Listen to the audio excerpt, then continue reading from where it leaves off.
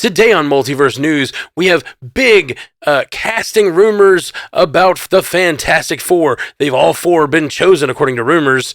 What do we think? And then The Little Mermaid makes a big splash at the box office, and Florence Pugh is everything. All that right after this.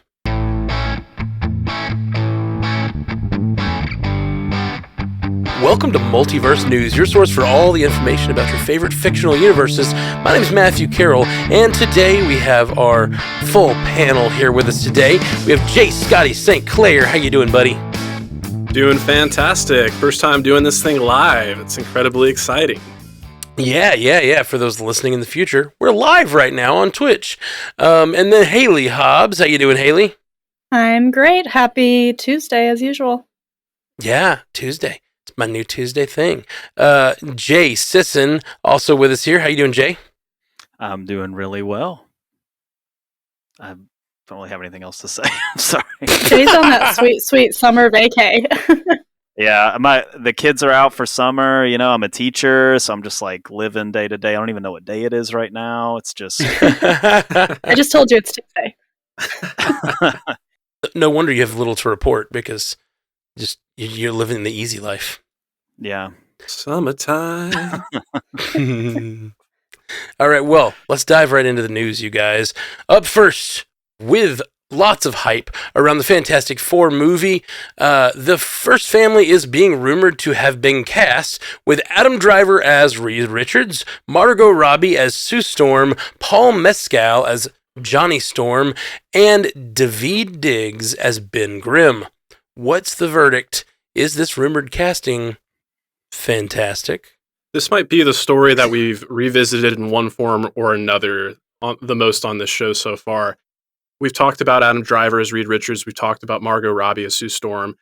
Absolute A-list talent. I'm on board for either one of them. But I feel like the real story here is Paul Mescal as Johnny Storm and David Diggs. And I kind of pride myself on, like, if I could be known in my circles as like the A24 guy, like I'd be pretty pleased with that. But A24 has just been putting out so much content that I did not have a chance to see the film that Paul Mescal appeared in last year and got his Oscar nomination for, which was After Sun. But I've heard only the best things about it, and particularly about his performance. So I think he looks the part. It sounds like he's got the capability to bring that A-list talent.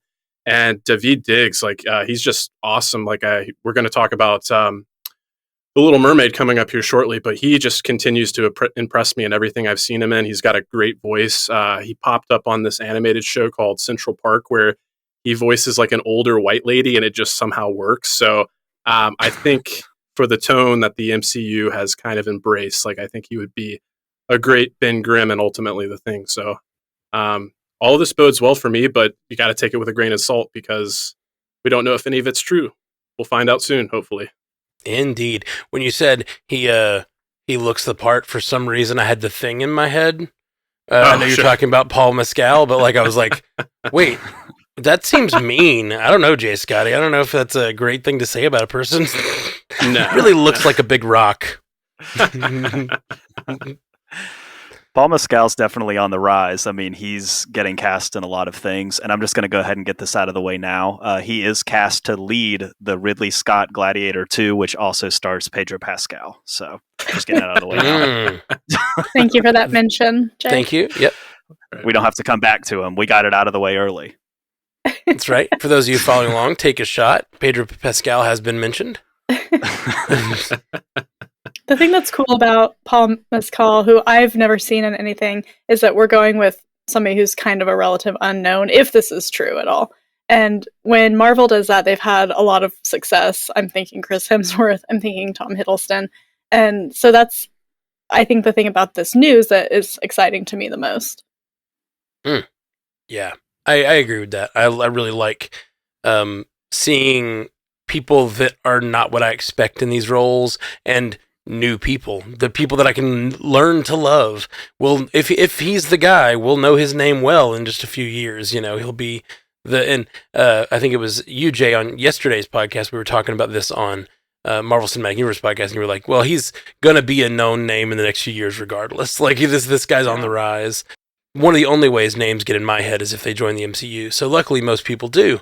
Eventually. All right. Up next, Disney's live-action remake of The Little Mermaid took in a very strong $95 million domestic box office opening during Memorial Day weekend.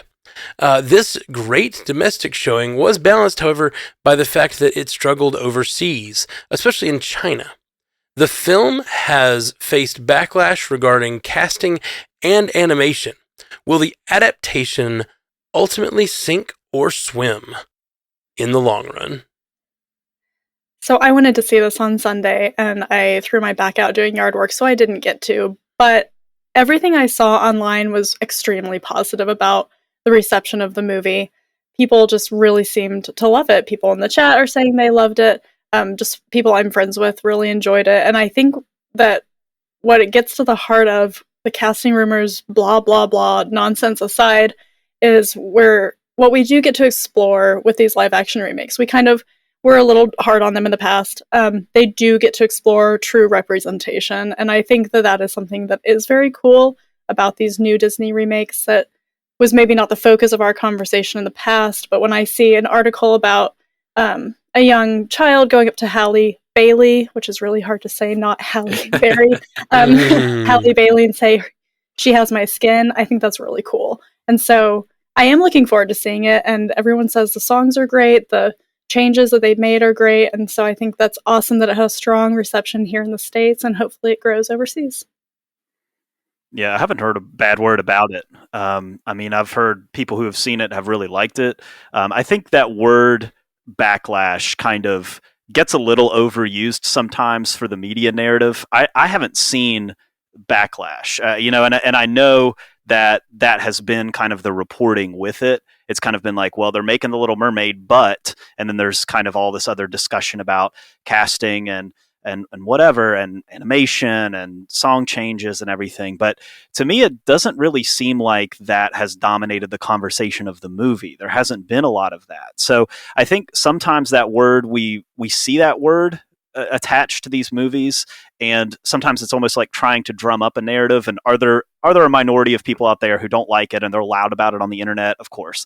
But I think sometimes those voices do kind of get pushed a little bit up to be a little bit louder than they would be, just to kind of sort of take the narrative to a place where it gets more clicks, it gets more attention, it gets more conversation. And I don't know. I'm not seeing these two things match up. I'm not seeing like people coming out and being like, I hated this. I'm seeing a lot of people come out and be like, this was great, and this was my favorite live action adaptation that I've seen of Disney's.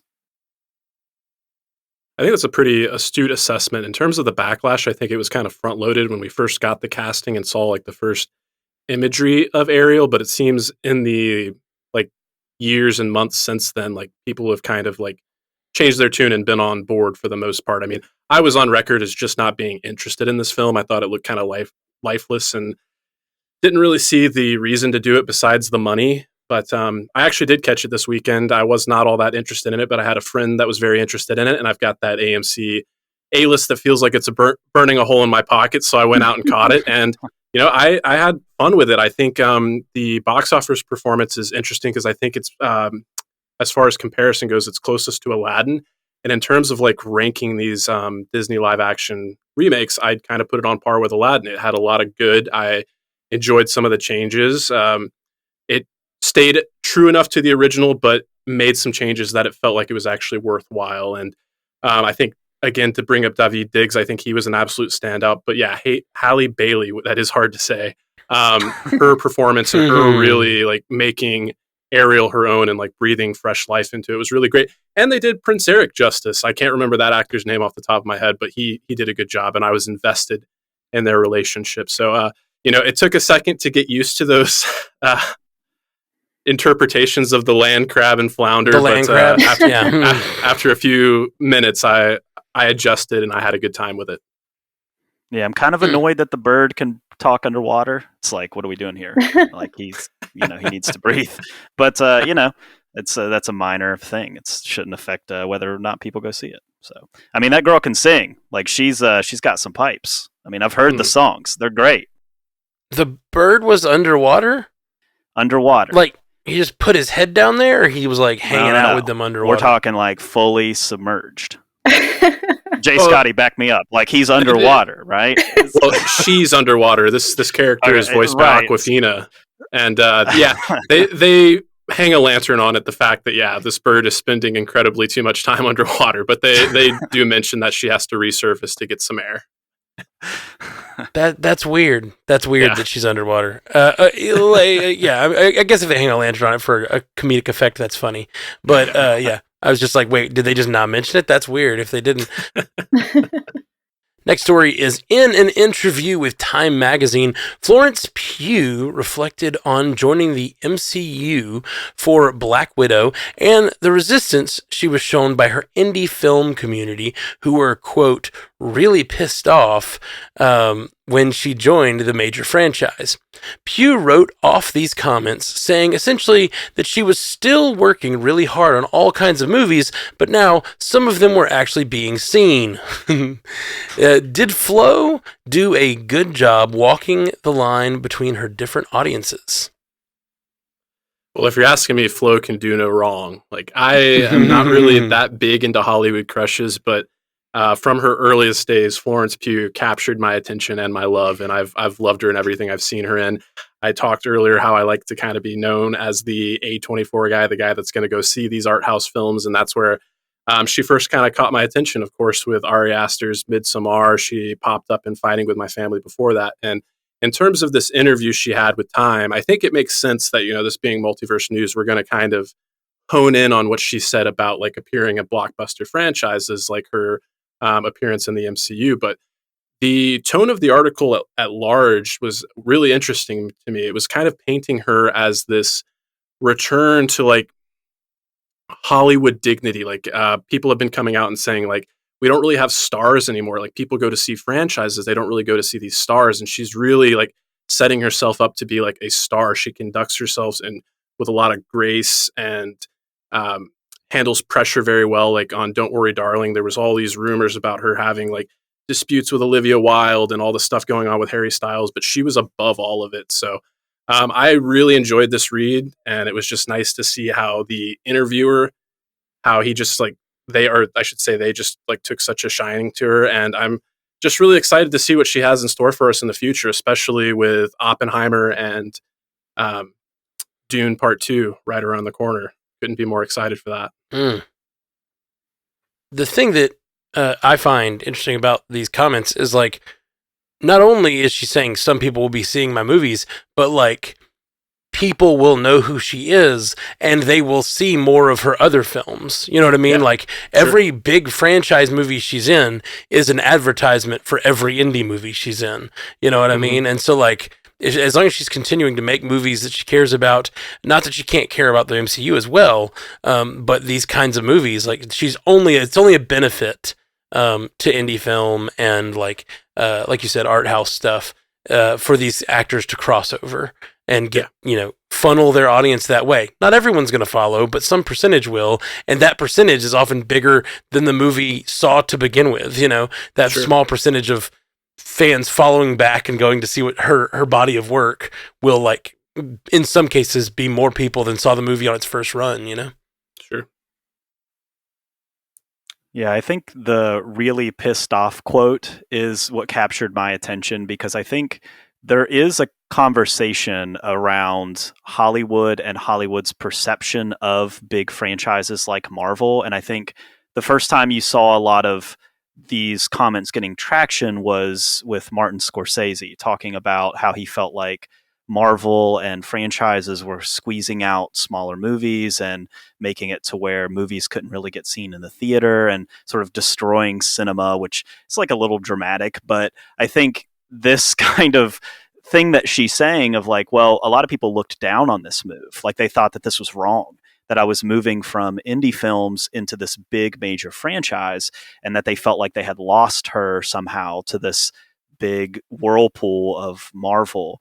I thought that was interesting, because I think that is a conversation that is interesting, is one of like, how are these big franchises perceived in Hollywood? And will that affect people's willingness to take on these roles going forward? Matt, you said exactly what I was going to say, and I'll just say that Florence Pugh didn't capture me right at first with Black Widow. She's great in it, but I was not sold on her. But her conduct outside of movies has sold me on her. She has this, it's not a I don't give a shit, it's a really well-versed knowledge of how to conduct herself and how to also stand up for herself when that's still hard for women. And so I really admire her for those things. And she's doing that in this article. She's standing up for her work on both ends of the spectrum. Yeah, it was such a great way to, like I said, she walked that line that she didn't insult either kind of movie. She just was like, this is a different kind of work, and I still love both, and it's very very classy. Yeah, there was a part of the article where she alluded to watching productions kind of break down on set, and the interviewer asked her can you be more specific? And she's like, nope, moving on to the next subject. You go, Flo. That's great. Up next, PlayStation held their annual showcase, which revealed looks at the future of the console. A handheld attachment to the PS5 was announced, as well as a look at upcoming video games such as Street Fighter, Spider-Man 2, Assassin's Creed Mirage, and more. Sony will also be tapping into virtual reality for PS5 games soon. Should gamers be excited about these future ventures? I mean, I think if you're a fan of some of these PlayStation franchises and gaming franchises, you have to be excited. I think if you liked Metal Gear Solid, this game that was announced was a remake of an old one that is chronologically the first one. So it kind of seems like they're taking that path of trying to remake that franchise for the PlayStation 5. I think that's exciting. I think Assassin's Creed has been around for so long and has continued to make games. And I think this trailer seemed to be a little bit of a return to roots for the franchise, which people want. And the crown jewel of it all, though, is the Spider-Man 2 game. Spider-Man was super popular on PlayStation. It was story-driven. It was open world. It was really immersive, and people loved it. And so to see the gameplay from this, it answered a ton of questions about what this game is going to be. It had Peter's got the symbiote or whatever, but also it's not going to be 2-player, but it's also going to have these villains, and it's going to be open world, and it's going to have it just kind of all the questions people had about this, it was all answered. And I felt like if you liked that first one, I think this second one gets you really excited. I mean, I was watching it. I did play the first one. I really enjoyed it, and I was really excited for this new one. It looks like a fresh take. You've got Kraven the Hunter in there. You've got the Lizard in there. You've got Venom. I mean, it looks like they've kind of taken it to the next level. So I think if you're someone who likes the PlayStation and likes some of these franchises, I think you walked away happy. Spider-Man 2 is the thing I'm most excited for, too. The only thing I don't particularly like, and I don't know why, and it'll be a little different. So I played Miles Morales as well. I loved both those games, and I'm really excited for the combination of those two characters. And I always think variety of playable characters is a really strong thing for games to have, but I always find myself annoyed by it because I get used to one thing of being able to use one set of controls, and then they're like, now play as Miles Morales, and I'm like, I forgot his moves, and then I'm like, I'm just too old, I can't hold two characters' moves in my head. So every time these franchises go to that, where they're like, Batman Arkham games are my favorite. I love the Batman Arkham games, and then this most recent one did the thing where you have 4 different characters. Gotham Knights. Gotham Knights, yeah.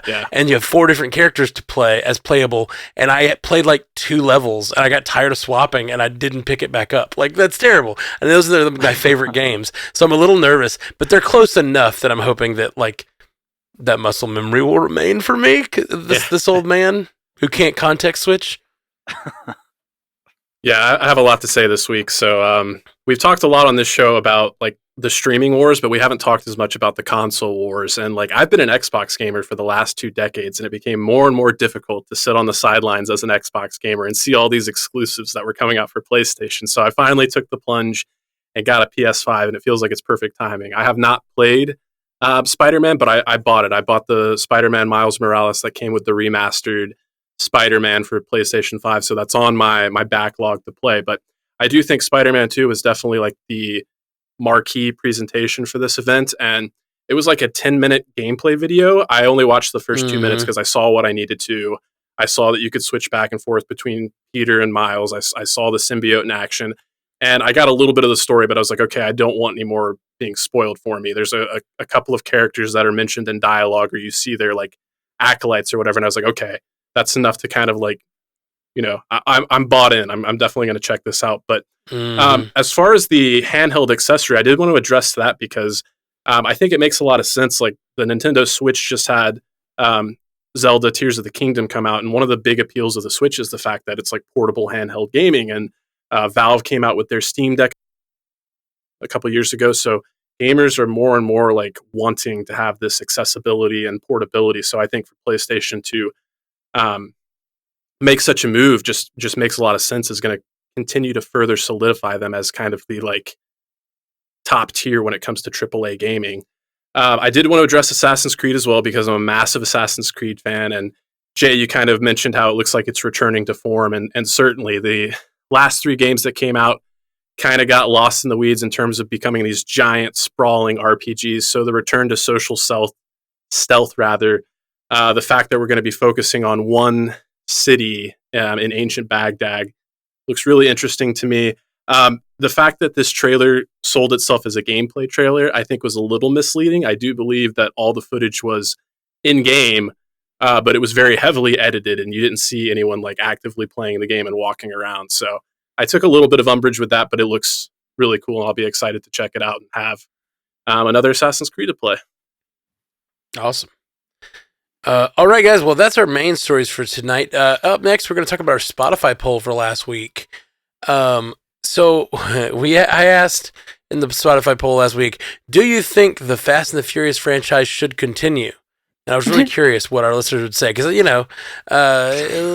a 50-50 shot there, I feel like. But 67% said no, that it should not continue. The majority. Which I honestly surprised by because I think generally our community and our hosts on here are generally pretty like, it's somebody's favorite, but 67 people are like, no, it should not continue. We were kind of hard on it last week. Yeah, we were. It's true. Oh, man. They don't like family. Pretty great. Of the end, yeah. 67% of Stranded Panda fans don't like family. Oh, that's so dark. So dark. It's not my fault. They did it. Okay, now we're going to move on to our lightning round. You guys may know how this works. Everybody gets to buzz in by saying their name to get to respond, and even I'm going to do that. And everyone gets to respond and then gets one rebuttal if they want to give their take in response to someone else's take. So first come, first serve, and then you get one rebuttal, and that's called the lightning round. A little bit shorter headlines on stories, and here we go. Star Trek Strange New Worlds Season 2 trailer revealed a first look at their crossover with Lower Decks. Gotta say Matt on this one. Matt, I didn't think anyone else would jump in. We're just waiting on you. Didn't even give you guys a chance. But no, this is so exciting. I don't know how much you guys know about these two shows, but Lower Decks is like the Rick and Morty style cartoon version of Star Trek that's set about 150 years ahead of time from where Strange New Worlds is set. So the fact that they're bringing characters from Strange New Worlds that's like I said, Rick and Morty animation style to live action Lower Decks to Strange New Worlds, which is live action, is just so weird. And one of the characters is played by Jack Quaid. He voices him, and he's like a very the character's named Boimler. He's just very like big and loud and sort of like I don't know, type A. But I'm really excited to see Jack Quaid make that crossover, as well as his co-star, who I'm blanking on her name, but she plays Mariner. It's just really cool that they're going to be able to bring these animated characters to life in live action. Just super rad. Up next, Marvel Studios' Thunderbolts is the latest project to be halted due to the writer's strike. I almost said winter strike. Winter is coming. Stop making Thunderbolts. It better not last through the winter. If this thing lasts through the winter, Jay, sorry. If this thing lasts through the winter, we're like in trouble. Like you might as well just not even buy any movie tickets for the next 2 years or something if this keeps going that much longer. I mean, this is going to be kind of similar to what I said on the Marvel Cinematic Universe podcast about this, but like this ripple effect from the writer strike is only going to get bigger the longer it goes on. And right now it seems like it's going to go on for a long time. So I think we're just going to continue to have stories like this. Like, I think you're going to hear about Deadpool 3 and you're going to hear about Captain America 4, and you're going to hear about all these other productions that haven't even gotten off the ground yet. So this is really disappointing, and it could shift the entire timetable of this whole thing, which is just part of having an interconnected universe. It all sort of rides or dies together. It has to interconnect in that way, in some ways, especially these big tentpole kind of crossover franchises. A lot hinges on them. Scotty with a rebuttal. I don't think this comes as a surprise to anybody as we've been talking about the writer's strike, but what I did, I felt like the lead was kind of buried with this story. As I read the article, what kind of stuck out to me was they also said Blade, which we knew, paused before it entered pre-production, but then it also mentioned the Wonder Man series is on pause. And I was like, I didn't realize the Wonder Man series had really started. I believe we had a showrunner. I knew we had Yahya Abdul-Mateen, the second cast, and I think we talked about like some potential cast members, including Bob Odenkirk. But beyond that, I didn't realize it was that far along to begin with. So we're going to have to wait for it regardless. But it just kind of stuck out to me like, oh, didn't know that was as far as along as it was. Yeah, that's interesting. Up next, The Boys star, speaking of him earlier, Jack Quaid, is set to star in Companion, a sci-fi thriller from the team behind last year's horror hit Barbarian. Scotty. I knew it. Yeah, we didn't get a lot of details except for like this was apparently auctioned at some kind of like horror film convention, and the director of Barbarian, I can't remember his name. He's not actually directing it, but he is producing it.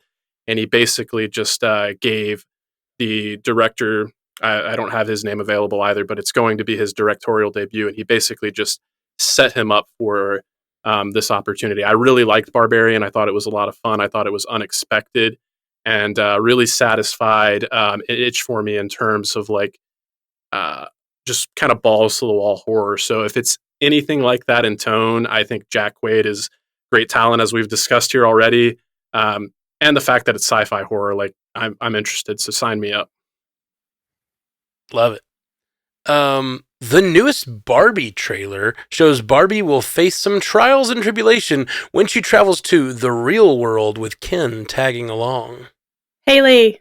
Okay, so the second Barbie teaser totally drew me in, and now we see Barbies having problems. The perfect, quote unquote, perfect woman's having issues. It looks so much fun. I can't wait to see this movie. Matt, for a rebuttal, this trailer made me want to see this movie. And like I'd seen a little bit of the previous content they released, and the whole perfect world thing. Like it only goes so far, but her like having problems, and like the scene where she has flat feet instead of. Even just the scene where she steps out of her high heels and her feet remain in that position was perfect. And then for her to be upset about her flat feet, it was really good. And I didn't even realize Will Ferrell was in this. And that really like gives me an idea of what the tone is a little more. And he's like freaking out in his very kind of like, I don't know, Will Ferrell-y way. I just thought it looked great. Looks great. Get that Barbie!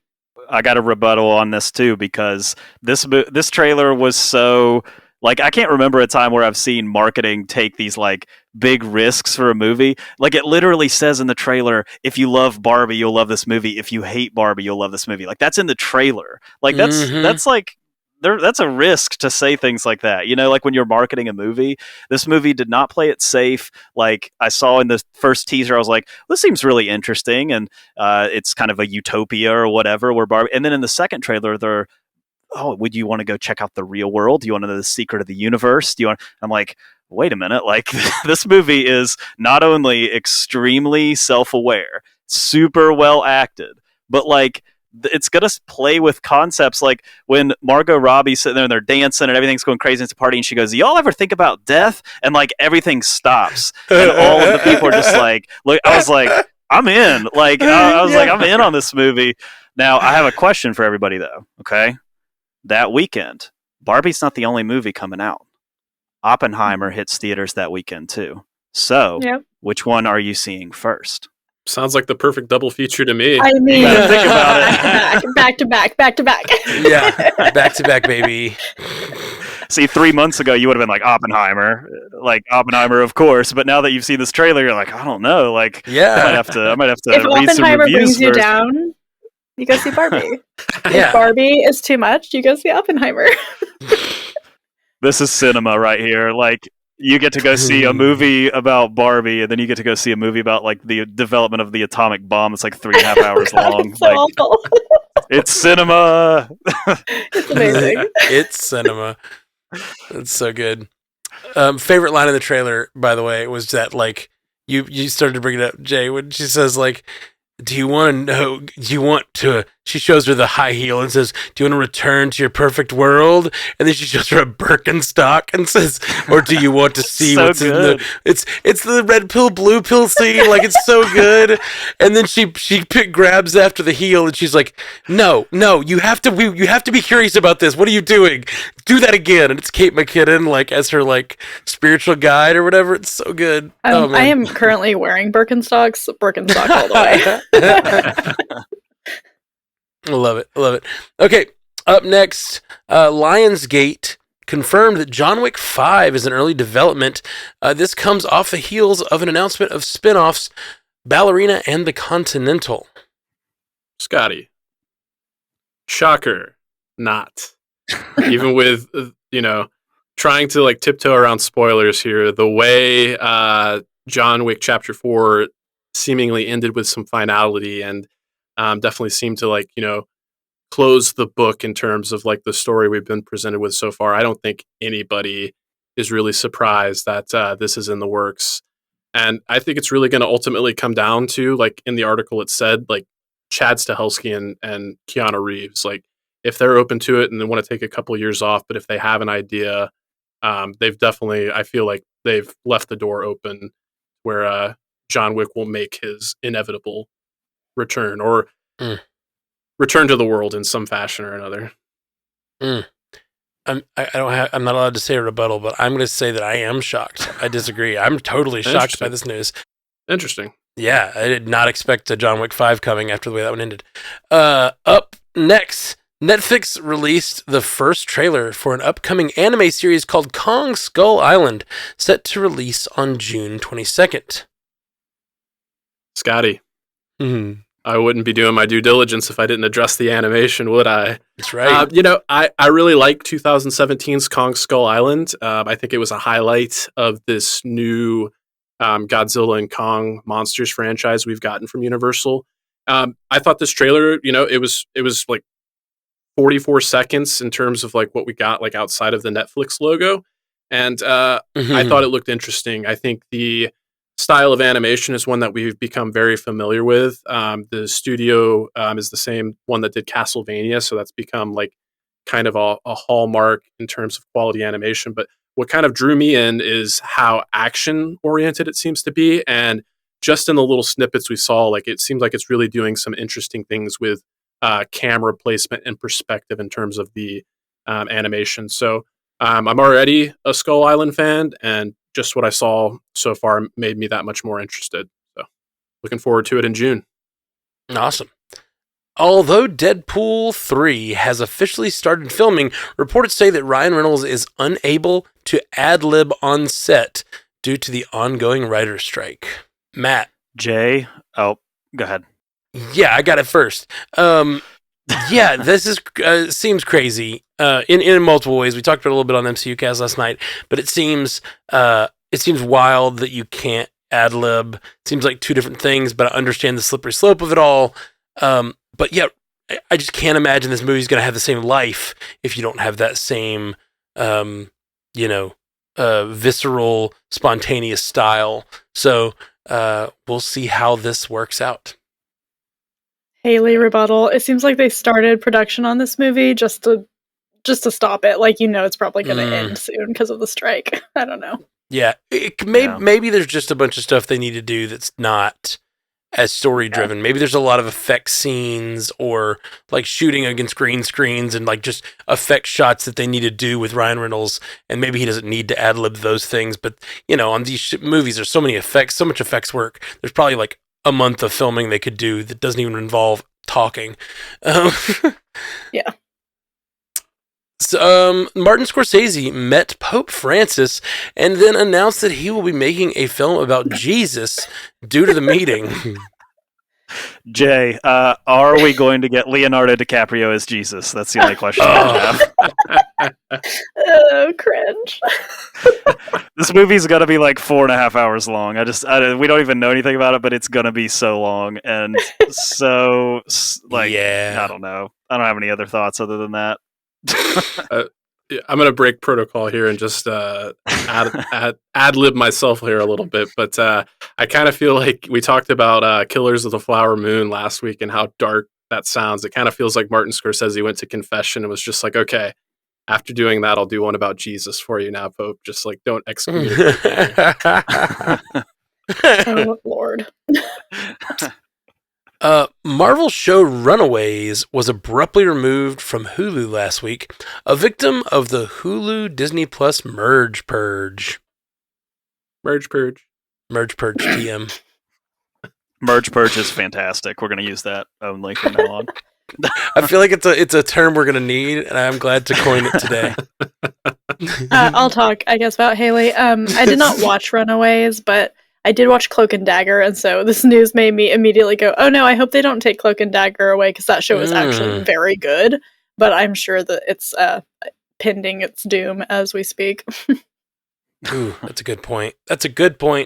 Oh yeah, no! If you are interested in Cloak and Dagger, get it in now. Just it's very now. good. I would suggest everybody watch it. I totally agree. Haley, you were going to throw some feedback. Since we're doing this live, which we've never done before, we thought we'd throw a few live comments our way. What you got, Haley? So regarding the Fantastic Four casting rumors, Court OB, our lovely friend in Australia, said that David Diggs is also Jewish, which is hugely tied to that character, which would be Ben Grimm, which pleases me. Oh, that's cool. I didn't even realize. It's a good piece of information. Yeah, definitely. Neat. Yeah. And then regarding the much discussed underwater bird from The Little Mermaid, Captain McD90, our friend Sarah Day, said, so Scuttle in the live action is a gannet, a breed of seabird that can be underwater for a few minutes. They made the change so that Scuttle could talk to her under the water, her being Ariel. All right, National Geographic. I'm sorry. Yeah. Awesome. Well, thank you guys for the live reactions. And we're going to be trying to do these live. I guess for now, we'll tentatively be planning to do them at 7:30 Central, 8:30 Eastern, 7:30 Central on Tuesday nights on twitch.tv/TrandedPandaTV. So if you're out there and you're listening and you want to be able to get in on the conversations, we'll probably work on how to integrate the chat even more in the future. Yeah, come on, hang out. We'll be back soon with Multiverse News. Let's go around the room and talk about where you guys can be found online. Jay Scotty. Yeah, check out Animation Deliberation, the podcast that takes action, animation, and cartoons seriously, but not too seriously. And join us as we get ready for all things across the Spider-Verse. Just a couple days away at this point, and I am super stoked to talk about it very soon. Awesome. Jay Sisson. You can find me at Commute the Podcast, where me and my co-host try to teach you some cool stuff in 20 minutes, things that we think are interesting on your way to work. So come hang out with us over there. And Haley Hobbs. I'm a co-host of Source Pages, where we read comics and novels as primers for the geeky TV shows and movies you love. So check us out everywhere you listen to podcasts. And soon, this week, check out Scotty and Matt and I on Bingers Assemble, covering Mission Impossible. Yeah, first one drops in a couple days. Wait, you guys are doing a podcast without me? It broke our hearts too. It did. Yeah. I didn't know about your deep love of Tom Cruise when we decided this 2 years ago. That's true. Yeah, we really did. We decided whenever we did the last James Bond. But if you want to hop on a couple, let us know. I'm just kidding. I'm really just kidding. It's I know, but I will be a listener. Yeah. All right, guys. We'll be back soon on Multiverse News. Please follow us on whatever your podcatcher is. Give us some 5-star reviews. We really need them to up our profile on all these different podcatchers and let people know that we're out here. It would be really, really appreciated. We love you very much. Peace. You stay classy, Multiverse.